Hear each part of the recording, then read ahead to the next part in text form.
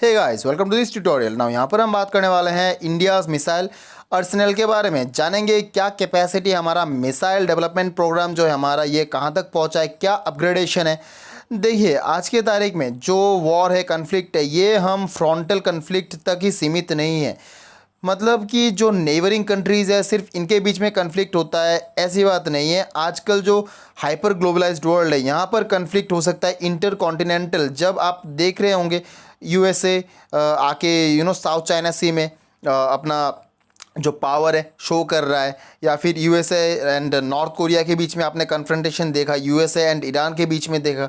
Similarly अगर मान लीजिए कल को इंडिया का कहीं और कन्फ्लिक्ट होता है, नॉर्मली ये तो होने के चांसेस ना के बराबर है, ज़ीरो के बराबर है। फिर भी अगर अगर आप मान लीजिए अगर ऐसा होता है तो हमारे पास क्या अपना मिसाइल टेक्नोलॉजी, या फिर मान लीजिए अगर कल को चाइना के साथ इंटीरियर में हमें अटैक करना होता है, स्ट्राइक करना होता है चाइना को, तो ऐसे में हम क्या करेंगे, हमारे पास मिसाइल टेक्नोलॉजी क्या है। इसके अलावा जो स्पेस है, यहाँ पर भी कहा जाता है कि फोर्थ डोमेन ऑफ वॉरफेयर है स्पेस। तो यहाँ पर हम जब टारगेट करेंगे, जब हिट करेंगे, तो हमारे पास मिसाइल टेक्नोलॉजी उस हद तक अपग्रेडेड है कि नहीं, तो बहुत कुछ डिपेंड करता है इसमें। सो बहुत कुछ यहाँ पे मैं आपको बताऊंगा डिटेल में। But then before begin, please don't forget to subscribe to GS with Rupak and hit that bell icon now. जो हमारा मिसाइल टेक्नोलॉजी डेवलपमेंट प्रोग्राम है, कहा जाता है integrated guided missile development program, ये शुरू हुआ था 1983 में। देखिए, दुनिया में पहली बार मिसाइल यूज़ हुआ था 1944 में, जब नासी जर्मनी ने first time world war two के दौरान मिसाइल जो है लॉन्च किया था, यूज़ किया था। इंडिया के बारे में बात करें तो 1980s में ये प्रोग्राम स्टार्ट हुआ था। एंड ऑफ कोर्स जो फादर थे, कहा जाता है doctor APJ Abdul Kalam, he is the missile man. अच्छा, यहाँ पर मैं आपको पूछना चाहूँगा, मिसाइल वुमेन किसको कहा जाता है? आप ये मुझे कमेंट सेक्शन में बताएं। Who is known as the missile women? तो जो एपीजे अब्दुल कलाम सर, जो हमारे फॉर्मर प्रेसिडेंट थे, इनके अंडर डेवलप हुआ integrated guided missile development program. इसके लिए इनिशियल जो हमारा फंडिंग था ₹388 करोड़ रुपीज़ का फंडिंग था। एंड यहाँ पर हम 5 कैटेगरीज के मिसाइल के बारे में सोच रहे थे: त्रिशूल, आकाश, नाग, पृथ्वी एंड अग्नि सीरीज ऑफ मिसाइल। बेसिकली देखिए, ये जो मिसाइल है, ये डेवलपमेंट जो था, ये जो हमारा स्पेस लॉन्च व्हीकल था ना, एसएलवी, इससे टेक्नोलॉजी ट्रांसफ़र करके हमने इनको बनाया, इनको डेवलप किया। इसको मैंने मेरा एक सेपरेट वीडियो जब मैंने स्पेस लॉन्च व्हीकल के बारे में डिस्कस किया है, मैंने डिस्क्रिप्शन बॉक्स में ये दे रखा है लिंक।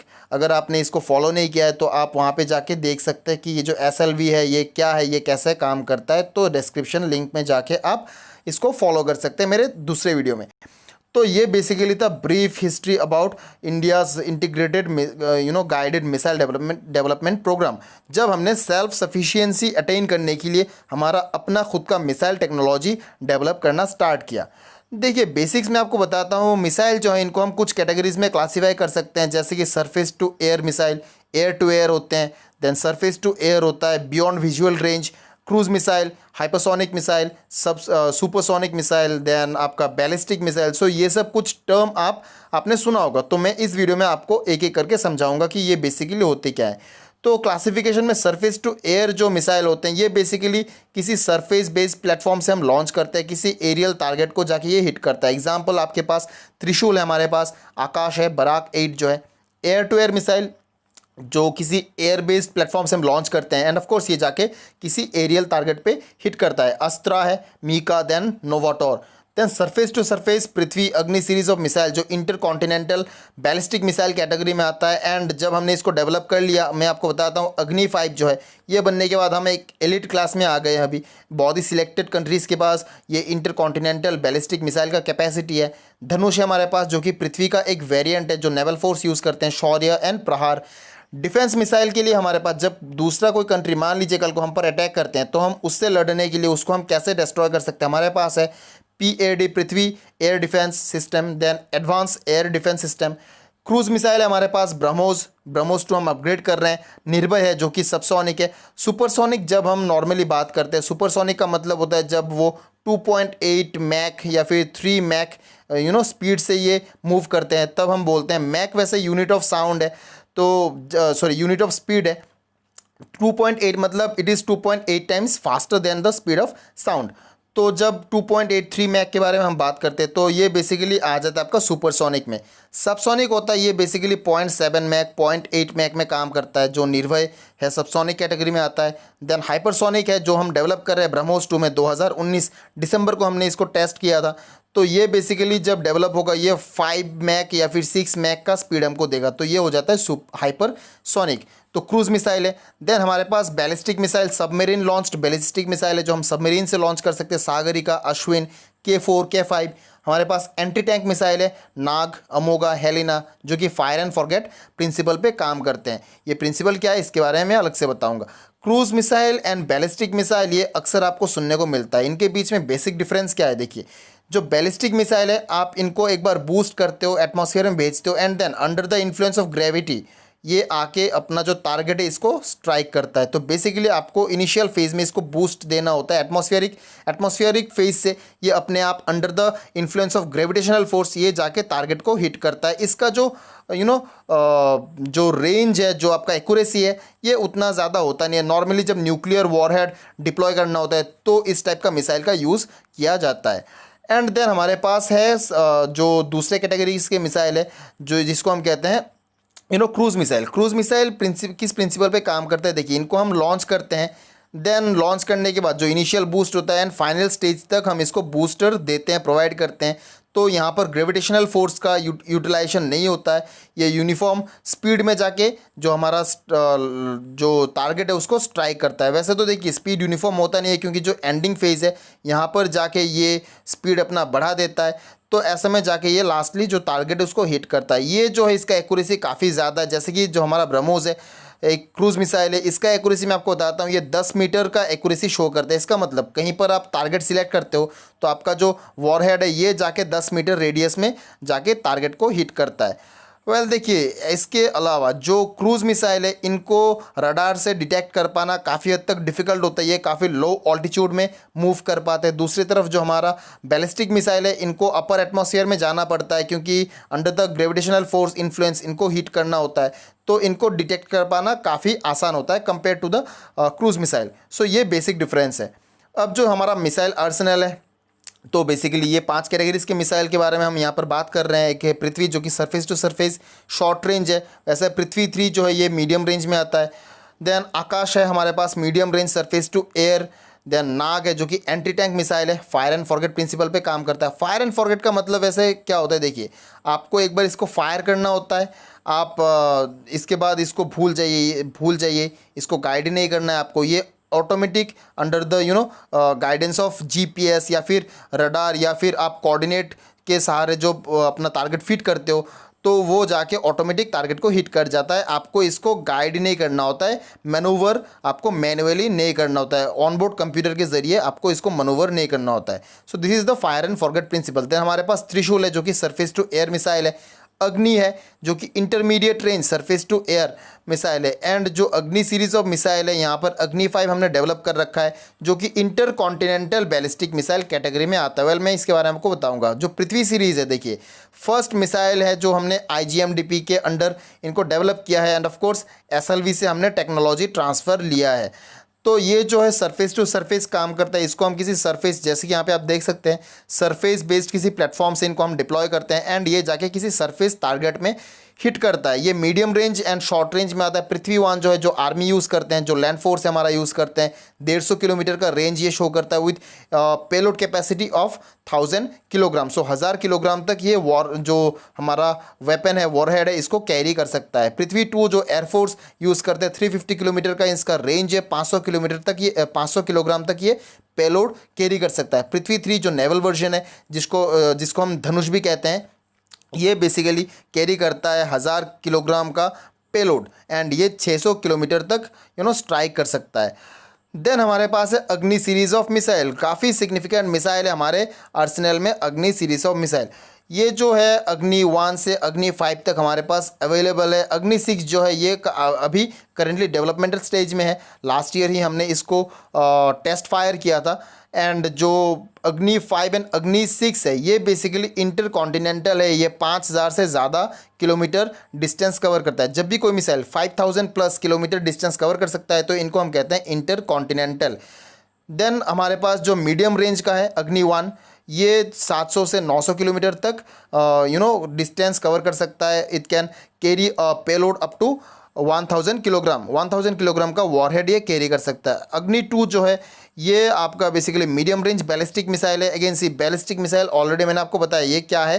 तो इसको हम लॉन्च करते हैं and under the influence of gravity ये जाके हिट करता है अपने टारगेट को। रेंज है इसका 2000 से 3000 किलोमीटर तक and it can carry warhead up to 750 to 1000 kilogram. वो डिपेंड करता है कि आप कितने डिस्टेंस में जो मिसाइल उसको डिप्लॉय कर रहे हैं। अग्नि 3 जो है ये एक बैलिस्टिक मिसाइल जो कि रेंज है इसका ज़्यादा है, 3500 से 5000 किलोमीटर तक ये कवर कर सकता है एंड ये बेसिकली आपका 2000 से 2500 किलोग्राम तक वॉरहेड जो है कैरी कर सकता है। देन अग्नि 4 एंड अग्नि 5, ऑफ कोर्स अग्नि 6 जो है ये भी एक इंटरकॉन्टिनेंटल है एंड बेसिकली ये जो है ये काम करते हैं MIRV प्रिंसिपल पे। MIRV प्रिंसिपल बेसिकली क्या है, multiple independent target re entry vehicle. देखिए इसका मतलब क्या है, इसका मतलब है एक ही मिसाइल में आप मल्टीपल वॉरहेड को फिट कर सकते हो एंड जब ये जाके स्ट्राइक करेगा तो यहाँ से मल्टीपल टारगेट को एक साथ ये स्ट्राइक कर सकता है with accuracy. So this is the MIRV principle. जो हमारा अग्नि 5 एंड अग्नि 6 है ये MIRV प्रिंसिपल पे काम करते हैं एंड इसका जो वॉरहेड कैपेसिटी है 1500 से 1000 किलोग्राम। जो अग्नि 5 ये 1500 किलोग्राम तक वॉरहेड कैरी कर सकता है। अग्नि 6 जो है ये 1000 किलोग्राम तक जो वॉरहेड है इसको कैरी कर सकता है। एंड देखिए ये बेसिकली न्यूक्लियर वॉरहेड कैपेबल है। इसका मतलब इनके ज़रिए हम न्यूक वेपन जो है इनको भी डिप्लॉय कर सकते हैं, इनको भी टारगेट कर सकते हैं। अब देखिए कुछ जो दूसरे मिसाइल्स है जो इम्पोर्टेंट है। देखिए यहाँ पर बहुत सारे वैसे तो मिसाइल है, सबको कवर कर पाना मुश्किल है एक वीडियो में। तो यहाँ पर जो सिग्निफिकेंट है, जो एग्ज़ाम पॉइंट ऑफ व्यू से इम्पॉर्टेंट है, उन्हीं को मैंने कवर किया है। जो अस्त्रा सीरीज़ ऑफ मिसाइल है ये beyond visual range air to air missile है। Beyond visual range air to air missile, इसका मतलब क्या है, देखिए आप एनिमी के लाइन ऑफ साइट में आए बिना आप इनको डिप्लॉय कर सकते हैं। मतलब आप अगर डायरेक्ट एनिमी साइट में आते हो, लाइन ऑफ साइट में आते हो, तो ऐसे में चांसेस है कि वो आपको टारगेट कर ले। तो ऐसे में आप एनिमी साइट में आए बिना, तो that is called beyond visual range, आप इनको डिप्लॉय कर सकते हैं एंड ये बेसिकली एयर टू एयर। सो इसका मतलब है ये सरफेस में काम नहीं करता है। इसको आप किसी जो जैसे कि फाइटर जेट है इनके ज़रिए आप जैसे कि SU सीरीज़ ऑफ जो हमारा फाइटर प्लेन है इनके ज़रिए आप इनको डिप्लॉय कर सकते हो। सो एयर बेस्ड किसी प्लेटफॉर्म से आपको डिप्लॉय करना होता है एंड ये किसी एरियल टारगेट को हिट करता है। इसका जो पेलोड कैपेसिटी है 15 kilogram, speed it can reach up to 4.5 mach तक ये स्पीड रीच कर सकता है। सो बेसिकली ये हाइपरसोनिक तो नहीं है, क्योंकि हाइपरसोनिक जो है ये नॉर्मली 7-8 मैक तक जाता है एंड ये एक सुपरसोनिक कैटेगरी में आता है। डिस्टेंस ये 80 किलोमीटर तक कवर कर सकता है जो इसका रेंज है। नाग जो है ये बेसिकली हमारा फायर एंड फॉरगेट प्रिंसिपल पे काम करता है, जैसे कि ऑलरेडी मैंने बताया all weather 3rd generation anti tank missile है एंड इसका जो एयर लॉन्च्ड वर्जन है ये है हेलिना। वेल देखिए जो नाग है इसको हम किसी लैंड बेस्ड प्लेटफॉर्म से डिप्लॉय करते हैं। So land to land, surface to surface and जो एयर बेस्ड है एयर टू सरफेस जो है इसका वेरिएंट, इसको हम कहते हैं हेलिना। आकाश सीरीज ऑफ जो मिसाइल है ये surface to air supersonic missile है and it can cover up to 25 kilometre. जब हम डिस्टेंस के बारे में बात करते हैं एंड अगर ऑल्टीट्यूड के बारे में बात करें तो ये 18,000 मीटर तक ऑल्टीट्यूड ये कवर कर सकता है। देन हमारे पास है निर्भय। निर्भय जो है ये न्यूक्लियर कैपेबल सबसोनिक मिसाइल है, क्योंकि ये 0.7 मैक का स्पीड रीच करता है। इसका जो लॉन्ग रेंज है जो 1000 किलोमीटर तक ये कैरी कवर कर सकता है and of course it is a cruise missile, it is not a ballistic missile. So आपको याद रखना है निर्भय जो है ये क्रूज मिसाइल है, ये ग्रेविटेशनल फोर्स का यूटिलाइज नहीं कर सकता। ये up to 300 kilogram of warhead carry कर सकता है। ऑफ कोर्स जब हम मिसाइल के बारे में बात करते हैं तो हमारा जो सबसे डेवलप्ड सबसे अपग्रेडेड सीरीज़ ऑफ मिसाइल है ब्रह्मोस मिसाइल। इन पे बात किए बिना हम मिसाइल टेक्नोलॉजी के बारे में कंक्लूड नहीं कर सकते। सो जो ब्रह्मोस है ये बेसिकली इंडिया एंड रशिया का जॉइंट वेंचर था। फर्स्ट टाइम हमने टेस्ट फायर किया था 12 जून 2001। वेल देखिए ये तारीख बहुत ही सिग्निफिकेंट है, 12 जून 2001। तो यहाँ पे इंडिया एंड रशिया ने जॉइंट वेंचर में इसको डेवलप किया है। एंड इसका जो नाम है ब्रह्मोस, ये पड़ता है दो रिवर के ऊपर, इंडिया से ब्रह्मपुत्र रिवर एंड जो मॉस्कोवा रिवर है जो रशिया से बिलोंग करता है, रशिया में मिलता है आपको मॉस्कोवा रिवर। तो इन दोनों रिवर को मिला के इनके ऊपर बेस करके हमने इनका नाम रखा है ब्रह्मोस मिसाइल। इसका जो रेंज है 300 किलोमीटर तक ये टारगेट कर सकता है। एंड ये बेसिकली एक क्रूज मिसाइल है। वेल देखिए यहाँ पर मैंने जो प्लस 450 to 600 दिया है, इसका मतलब क्या है, जब हम ब्रह्मोस को अपग्रेड करेंगे, इसका जो ब्रह्मोस 2 वर्जन आएगा, ऑलरेडी हम इसको डेवलप कर रहे हैं, ये डेवलपमेंटल स्टेज में। लास्ट ईयर दिसंबर को हमने इसको टेस्ट फायर किया था। तो ये जब आएगा तो ये 450 to 600 किलोमीटर तक अपना रेंज कवर कर पाएगा। And it is capable of deploying from multiple platform. इसको हम अलग अलग प्लेटफॉर्म से डिप्लॉय कर सकते हैं। मान लीजिए जो एयर बेस्ड प्लेटफॉर्म है या फिर लैंड बेस्ड प्लेटफॉर्म है या फिर वाटर बेस्ड प्लेटफॉर्म है, सो किसी भी प्लेटफॉर्म से आप इनको लॉन्च कर सकते हो। एंड ये ऑल वेदर में काम कर सकता है, ये डे एंड नाइट किसी भी टाइम में काम कर सकता है। And again it works on fire and forget principle. Well देखिए आज की तारीख में जितने सारे क्रूज मिसाइल है तो उनमें माना जाता है कि जो ब्रह्मोस है ये सबसे अपग्रेडेड, सबसे वेल डेवलप्ड मिसाइल सिस्टम है। एंड ऑफ कोर्स ये फायर एंड फॉरगेट प्रिंसिपल पे काम कर सकता है। एंड ये बहुत ही लो ऑल्टीट्यूड में भी फ्लाई कर सकता है, तो जिससे कि इसको डिटेक्ट कर पाना रडार में ये आसानी से आता नहीं है, इसको डिटेक्ट कर पाना काफ़ी मुश्किल हो जाता है। इसका जो स्पीड है 2.8 मैक तक ये स्पीड देता है, तो ये बेसिकली सुपरसोनिक है। जो ब्रह्मोस 2 अगर ये डेवलप होके आता है, जब भी ये मार्केट में अवेलेबल होगा, तो ये होगा एक हाइपरसोनिक मिसाइल। तो इसका जो स्पीड है हम एक्सपेक्ट कर सकते हैं कि ये 7 मैक या फिर 6 मैक तक ये स्पीड हमको दे सकता है। एक्यूरेसी जो है ये 10 मीटर का एक्यूरेसी शो कर सकता है।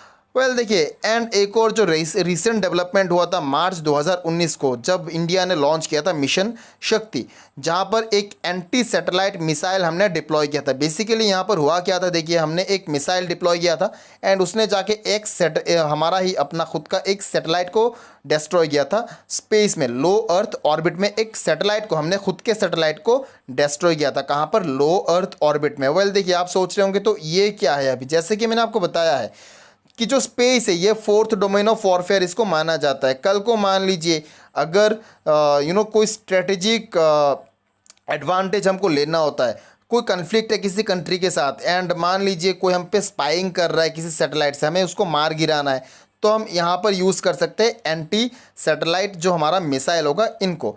वेल देखिए यहाँ पर आप सोच रहे होंगे कि सैटेलाइट को क्यों मार गिराना है।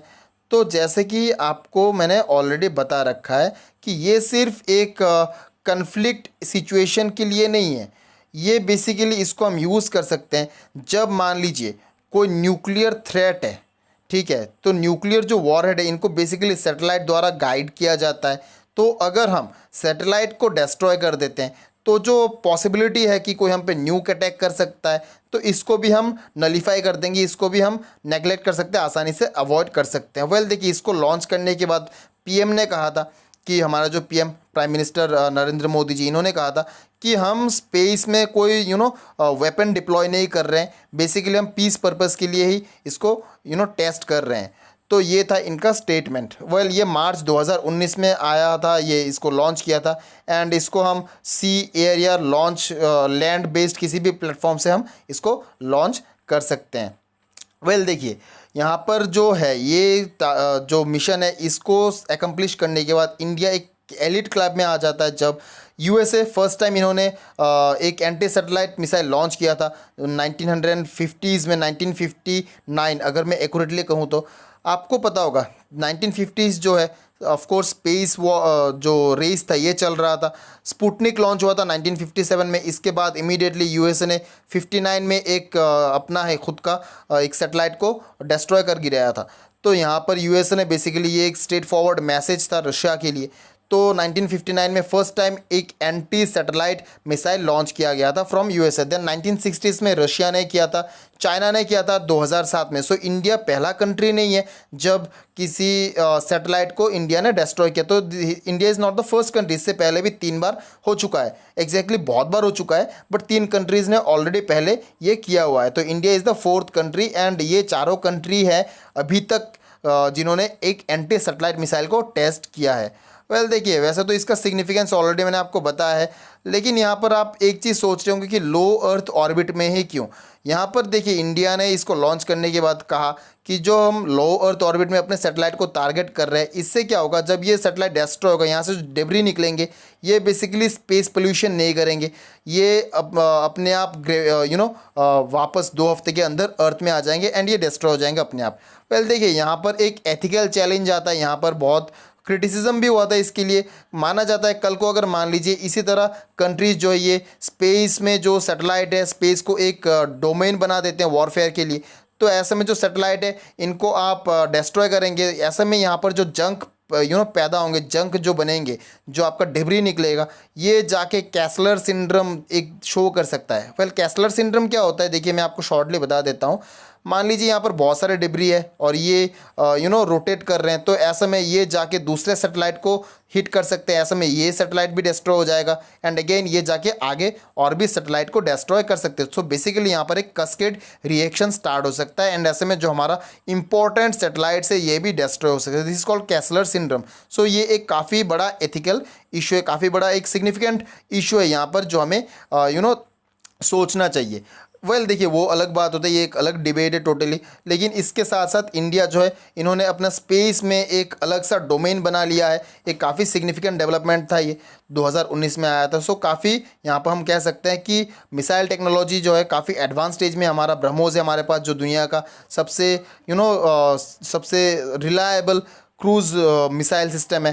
देन हमारे पास जो अग्नि सीरीज़ ऑफ मिसाइल है, ये बेसिकली इंटरकॉन्टिनेंटल जो मिसाइल सिस्टम है, जब न्यूक्लियर वॉरहेड इसको हम डिप्लॉय कर सकते हैं तो एक एलिट क्लास में आ जाते हैं इंडिया। सो काफ़ी हद तक बहुत ही अपग्रेडेड सिस्टम है, अपग्रेडेड मिसाइल डिफेंस कैपेसिटी हमारे पास आर्सेनल है, हम कह सकते हैं। वेल देखिए, ये है इस वीडियो का एनालिसिस। आई होप ये आपको समझ में आया होगा।